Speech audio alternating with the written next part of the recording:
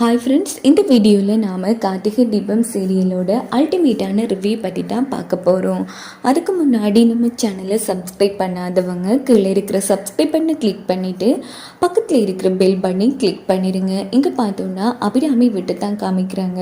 அங்கே ஒட்டுமொத்த பேரும் இருக்காங்க. தீபாவுக்கு மருதாணி வைக்கிறதுக்காக ஒரு லேடியும் வராங்க. அப்போ தீபா மைத்திலிக்கிட்ட என்ன சொல்கிறாங்கன்னா, அன்னி நான் சொன்னது ஞாபகம் இருக்குல்ல, எனக்கு மருதாணி என் ஹஸ்பண்ட் தான் வைக்கணும் அப்படின்னதும் சரி தீபா அப்படின்னு மைத்திலியும் சொல்கிறாங்க. அப்போ அந்த இடத்துக்கு நம்ம அபிராமி எங்கள் மருமகளுக்கு மருதாணி வைக்கணும், வச்சு விடுமா அப்படின்னதும் மருதாணி வைக்க வந்த பொண்ணு சரின்னு சொல்கிறாங்க. உடனே மைத்திலி, இங்கே பாருங்கம்மா, இப்போது கட்ட போகிற புருஷன் பொண்ணுக்கு மருதாணி வச்சா சந்தோஷமாக இருக்கும் இல்லையா, அதனால் தீபாவுக்கு காட்டியே மருதாணி வைக்கட்டும் அப்படின்னதும் உடனே அபிராமியும் இதுவும் நல்லா தான் இருக்குது அப்படின்னு சொல்லிட்டு காத்தியை கூப்பிட்டு, இங்கே பாருப்பா காத்தி, நம்ம தீபாவுக்கு மருதாணி ஃபங்க்ஷன் வைக்கணும், அதனால நீ தீபாவுக்கு மருதாணியை வச்சு விடு அப்படின்னதும் காத்தி சரின்னு சொல்கிறாங்க. இதை கேட்டு தீபா ரொம்ப ஹாப்பியாகிறாங்க. அப்போ அந்த இடத்துல நம்ம அருண் காத்தி ரொம்பவே ஸ்டிக்காக இருந்திருப்பாங்க. ஸோ நிறைய பேரை வச்சு வேலையெல்லாம் வாங்குவாங்க. அந்த மாசான மூமெண்ட்டை நினைச்சு பார்த்துட்டு சிரிக்கிறாங்க. என்னாச்சு இப்போ நீ சிரிக்கிற அப்படின்னு காத்தி கேட்குறாங்க. இல்லைடா, நீ எவ்வளோ பேரை வச்சு வேலை வாங்குவ, கடைசியில் உனக்கு தீபாவுக்கு மருதாணி வைக்க வேண்டியதாக ஆயிடுச்சு அப்படின்னதும் இதை கேட்டு காத்தி இங்கே பாரு, நான் மட்டுமா கல்யாணம் பண்ணியிருக்கேன், எனக்கு மட்டுமா வைஃப் இருக்கு, உனக்கு இருக்குல்ல, நீ அன்னைக்கு வச்சு விடு அப்படின்னதும் அடப்பாவி கோத்து விட்டுட்டானே அப்படின்னு அருண் யோசிக்கிறாங்க. அப்புறம் என்ன அருண், நீ ஐஸ்வர்யாவுக்கும் இங்கே பாருப்பா ஆனந்த், நீ மீனாட்சிக்கும் வச்சு விடு அப்படின்னதும் ஏண்டா நீ மாட்டினது இல்லாமல் எங்களை மாட்டி விடுற அப்படின்னு ஆனந்த் ஒரு பக்கம் பேசிட்டு இருக்காங்க. அப்படின்னு பார்த்து நம்ம மைத்திலி இங்கே பாருங்கம்மா, ஐயா இருக்காங்கல்ல, அதனால ஐயா உங்களுக்கு வைக்கட்டும் அப்படின்னதும் அதெல்லாம் வேணாமா, இங்கே பாருமா நான் வச்சு விட்டுறேன் அப்படின்னு அருணாச்சலமும் சொல்லிட்டு இருக்காங்க. சரி வச்சுக்கோங்கப்பா அப்படின்னு எல்லாரும் சொன்னதும் அபிராமியும் சரின்னு சொல்றாங்க. இந்த பக்கம் நம்ம ஜானகிக்கு தர்மலிங்கம் ஐயாவை மைத்திலி வைக்க சொன்னதும் அவங்களும் முடியாது அப்படின்னு பிடிவாதம் பிடிச்சதும் சரி எல்லாரும் ஆசைப்படுறாங்க இல்லையா, வச்சுக்கலாங்கிற மாதிரி தர்மலிங்கம் சொன்னதும் ஜானகியும் சரின்னு சொல்றாங்க. அப்போ நம்ம மைத்திலி, இங்கே பாருங்க, ஒரு கண்டிஷன், இப்போ யார் கையில் வைக்கிற மருதாணி அதிகமாக சிவக்குதோ அவங்க மேலே அவங்க ஹஸ்பண்ட் அதிக பாசம் வச்சுருக்காங்கன்னு அர்த்தம் அப்படின்னதும் உடனே அருணாச்சலா, அப்போனா என் அபிராமி கைதான் சிவக்கு அப்படின்னு கலாய்ச்சிட்டு இருக்காங்க. அதுக்கப்புறமா ஒவ்வொருத்தர் மருதாணி வைக்க ஆரம்பிக்கிறாங்க. மருதாணியை நல்லபடியாக வச்சு முடிஞ்சதும் ஃபர்ஸ்ட் ஐஸ்வர்யா, மீனாட்சி, அபிராமி, ஜானகி 4 பேருமே கழுவுறாங்க. பார்த்தா 4 பேர் கை சுமாராக தான் சிவந்திருக்கு. உடனே மைத்திலி அவங்க ஹஸ்பண்ட் மாதிரி சுமாராக தான் அன்பு வச்சிருக்காங்க. கடைசியாக தீபா கையை கழுவல அப்படின்னு சொல்லி தீபாவோட கையை கழுவுறாங்க. பார்த்தா தீபாவோட கை சிவப்பாக இருக்கு. பரவாயில்லையே, கார்த்திக் மட்டும்தான் தீபா மேலே அவ்வளோ அன்பாகவும் பாசமாகவும் இருக்காரு அப்படின்னதும் தீபா ரொம்ப சந்தோஷப்பட்டுட்டு நேரம் மாடியில் நின்று பேசிட்டு இருக்காங்க. எங்க இப்போ வச்சு உங்கள் கதில் சொல்கிறீங்களா, எதுக்குங்க உங்கள் கைசு வந்ததுக்கா, சிச்சே அதுக்கெல்லாம் வாய்ப்பே இல்லைங்க, உங்கள் அண்ணி மட்டும் ஏதோ ஒரு விஷயம் கலந்துருக்காங்க நீங்கள் வச்சு கோணையில் மட்டும் அப்படின்னு சொல்லிட்டு காட்டி இங்கேருந்து போனதும் உடனே தீபா கிச்சனுக்கு வராங்க. அங்கே மீனாட்சி மைத்திலையும் வேலை பார்த்துட்டு இருக்காங்க. அக்கா, அண்ணி இங்கே பாருங்க அண்ணி, எல்லாரும் கையும் சுமாராக சிவந்துச்சு, ஆனால் என்னோட கை மட்டும் நல்லா டாக்காக சிவந்துச்சு. அதில் சிம்பிள் தீபா, நீ ஜெயிக்கணும் எழுதுறதுக்காக உன்னோட கோன் மட்டும் ஒரிஜினல் கோன், மற்ற எல்லாரும் வச்சது டூப்ளிகேட் அப்படின்னதும் அடி பாவி அப்படின்னு சொல்லிட்டு மீனாட்சி மைத்திலி அடிக்க போனதும் தீபா ஃபீல் பண்ணுறாங்க. சே, நானும் உண்மையாக சிவந்துட்டேன்னு நினைச்சேன் அப்படின்னு. ஸோ அடுத்த நாள் காலையில் என்ன நடக்குதுன்னா, ரம்யாவுக்கு மாப்பிள்ளை பார்க்கறதுக்காக ஒரு புரோக்கர் வராங்க. ஒட்டுமொத்த பேருங்கோளில் இருந்துட்டு இருக்காங்க. கூடவே ரம்யாவும் அவங்க அப்பாவும் வந்திருக்காங்க.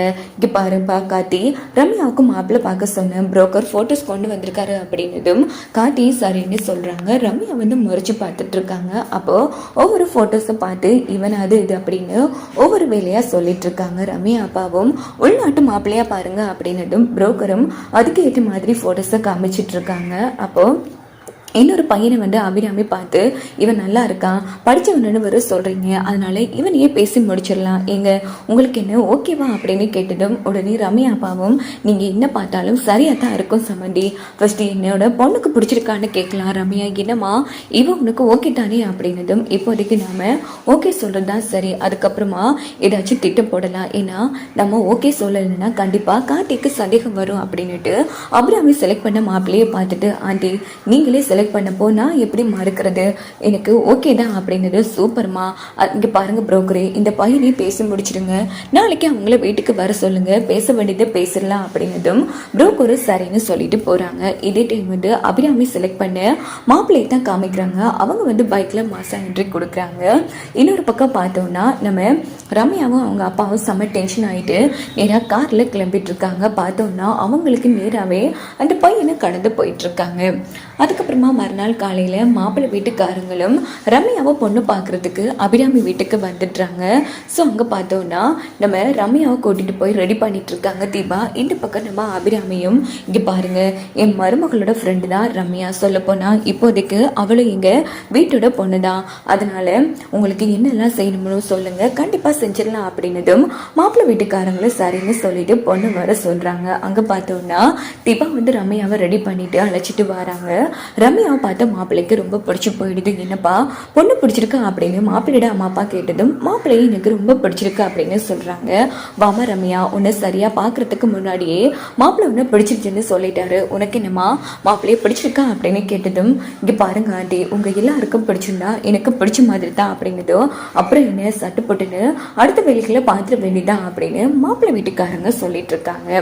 இந்த பக்கம் பார்த்தோம்னா மாப்பிள்ளை கிட்ட வந்து நம்ம அபிராமி, சரி உங்களுக்கு ரம்யாவுக்கு என்னென்ன செய்யணும்னு சொல்றீங்களோ அதை விட பல மடங்கு அதிகமாகவே ரம்யாப்பா பண்ணுவாரு அப்படின்னதும் அதெல்லாம் வேணாங்க, எனக்கு பொண்ணு மட்டும் வந்தா போதும், அதுவும் கட்டின போட வீடு வந்தாலே போதும், இந்த பணம் நகை நட்டு எதுவும் வேணாம் அப்படின்னு மாப்பிள்ளை சொன்னதும் ஆமா எங்க பையன் சொல்றதுதான் எங்களுக்கும், ஏன்னா அவன் இப்போ யாரையும் விரும்பினதும் இல்லை, கல்யாணம் பண்ண ஆசைப்பட்டதும் இல்லை, ஆனால் ஃபஸ்ட்டே இந்த பொண்ணு பிடிச்சி போயிருக்குன்னு சொல்லியிருக்கான், அதனால எங்களுக்கு எதுவுமே வேணாங்க, பொண்ணு மட்டும் வந்தால் போதும் அப்படின்னு மாப்பிள்ளை வீட்டுக்காரங்க சொன்னதும் உண்மையிலேயே பெரிய மனசுங்க, உங்களை மாதிரி ஒரு மாப்பிள்ளை கிடைக்க ரம்யா வந்து கொடுத்து வச்சிருக்கணும் அப்படின்னு அபிராமியும் சந்தோஷப்பட்டு பேசுகிறாங்க. உடனே ரம்யா எழுந்திருச்சு, ஆண்டி இந்த கல்யாணம் நல்லபடியாக நடக்கணும்னா ஒரு கண்டிஷன் இருக்குது அப்படின்னதும் உடனே நம்ம ரம்யாவோட அப்பா, என்னம்மா ரம்யா இப்படிலாம் பேசுகிறா, அப்பா ப்ளீஸ்ப்பா இதுலேயாச்சும் என்ன பேச விடுங்க அப்படின்னுட்டு, சொல்லுமா ரம்யா என்ன கண்டிஷன், பண்ணிட்டா போச்சு அப்படின்னதும் இல்லை ஆண்டி, தீபா கார்த்தியோட கல்யாணம் முடிச்சதுக்கு அப்புறமா தான் என்னோட கல்யாணம் நடக்கணும்னு இருந்தேன், ஆனால் சட்டுப்பட்டுன்னு ஒரு மாப்பிள்ளையை பார்த்துட்டீங்க, அதனால எனக்கு இருக்கிற ஒரே ஒரு ஆசை இது மட்டும்தான் ஆண்டி, தீபா கார்த்திக் கல்யாணத்தோட சேர்த்து அதே மேடையில் எனக்கும் கல்யாணம் நடக்கும்னு ஆசைப்படுறான் அப்படின்னதும் உடனே நம்ம அபிராமியா, அவ்வளோதானே, இந்த ஐடியா எங்களுக்கு தோணாம போச்சு, இங்க பாருங்க உங்களுக்கு ஓகேவா, நம்ம கார்த்திக் தீபா கல்யாணத்தோட சேர்த்து அதே மேடையில் ரம்யா கல்யாணத்தையும் பண்ணிடலாம், நமக்கு செலவு மிச்சம் சந்தோஷமாவும் இருக்கும் இல்ல அப்படின்னு அபிராமி சொன்னதும் நம்ம மைட்லி மீனாட்சி அதிர்ச்சி ஆறாங்க. ஐயோ அதெல்லாம் சரி வராதத அப்படின்னதும் உடனே தீபாவும் இல்ல அண்ணி அப்படின்னு நடக்கட்டும், ஆமா எனக்கு அதாம்மா வேணும் அப்படின்னு தீபாவை சொன்னதும் அப்புறம் என்ன, என் மருமகளே ஆசைப்பட்டுட்டா ரம்யா, நீ ஆசைப்பட்ட மாதிரி ரெண்டு பேரும் கல்யாணத்தையும் ஒரே நாளையில ஒரே மடியில வச்சிடலாம், உனக்கு சந்தோஷம் தானே அப்படின்னதும் தீபாவும் ரொம்ப சந்தோஷப்படுறாங்க. கார்த்திக்கும் நம்ம ரம்யா அப்பாவுக்கும் பிடிச்சு போயிடுது. ரம்யா வந்து ஏதோ ஒரு திட்டத்தில் தான் இப்படி எல்லாத்துக்கும் சரி சொல்லிட்டு இருக்காங்கன்னு. அதுக்கப்புறமா மாப்பிள்ளையை பார்த்துட்டு அங்கிருந்து கிளம்பினதும் உடனே மாப்பிள்ளை வந்து ரம்யாவை வந்து சைட் அடிச்சுட்டு போறாங்க. ரம்யாவுக்கு செம காண்டாகுது. அப்ப நம்ம கார்த்தி என்ன சொல்றாங்கன்னா, அப்புறம் என்ன இனி கல்யாண வேலைகளை வந்து பார்க்க வேண்டியதா அப்படின்னதும் ரம்யாவுக்கு வந்து கோபம் தாங்கவே முடியல.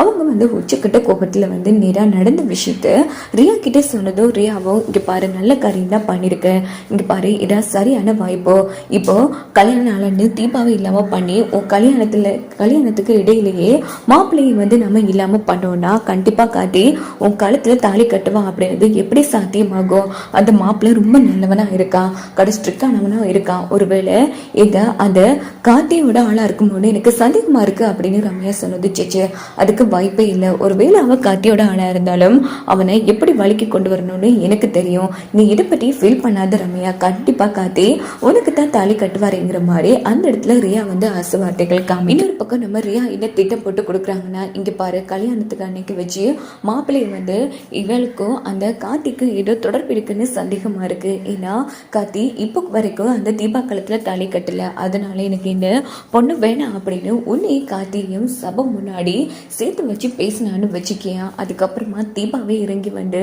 இனி ரம்யாவுக்கு வேற வாழ்க்கை கிடைக்காது அப்படின்னு கார்த்திகிட்ட சொல்லி கார்த்தியை வந்து உன் கழுத்தில் தாலி கட்ட வைக்கலாம் அப்படின்னதும் ரம்யாவும் வந்து சூப்பர் ஐடியா அப்படியே பண்ணிடலாங்கிற மாதிரி அசிங்கமாக திட்டம் போடுறாங்க.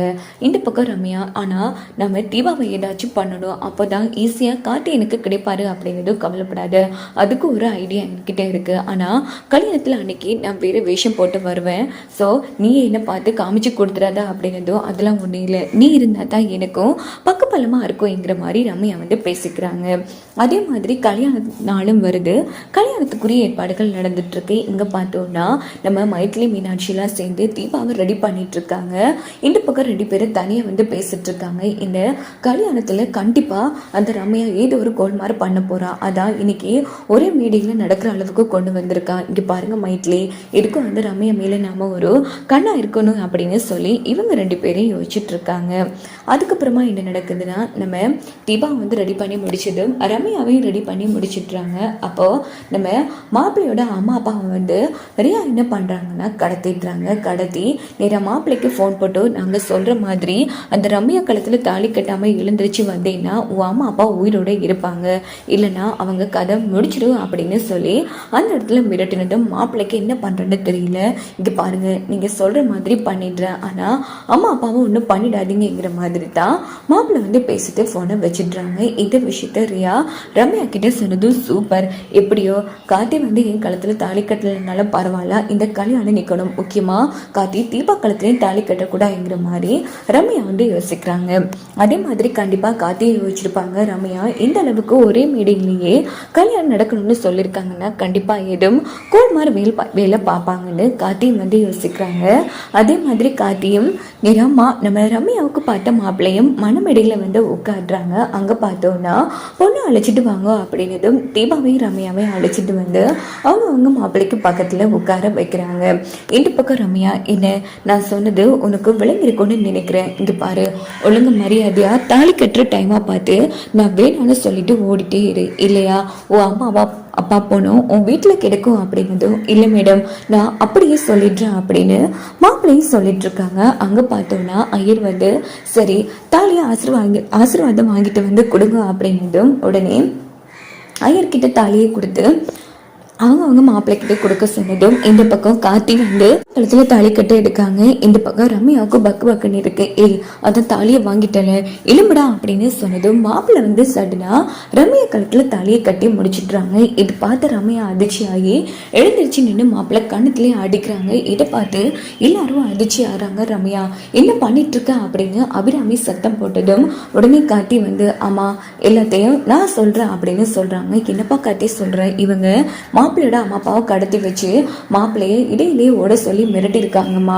நல்ல வேலை நான் கண்டுபிடிச்சி அவங்கள காப்பாற்றிட்டேன், மாப்பிள்ளை பயப்படாதீங்க அதான் இருக்காங்க உங்கள் அம்மா அப்பா அப்படின்னதும் மாப்பிள்ளையும் சந்தோஷப்படுறாங்க. அதான் மாப்பிள்ளை ஓடலாங்கிற எண்ணத்தில் தான் இருந்தார், எல்லா விஷயத்தையும் அவர்கிட்ட முன்கூட்டியே சொல்லிட்டேம்மா, அதனால தான் தைரியமாக தாலி கட்டினாரு. அப்போது ரம்யா என்னம்மா காரியம் பண்ணி வச்சிருக்க, எங்களை அசிங்கப்படுத்தணுன்னு தான் இப்படி முடிவெடுத்தியா அப்படின்னு அபிராமி ஒரு பக்கம் ரம்யாவை வெளுத்தெடுப்பாங்க.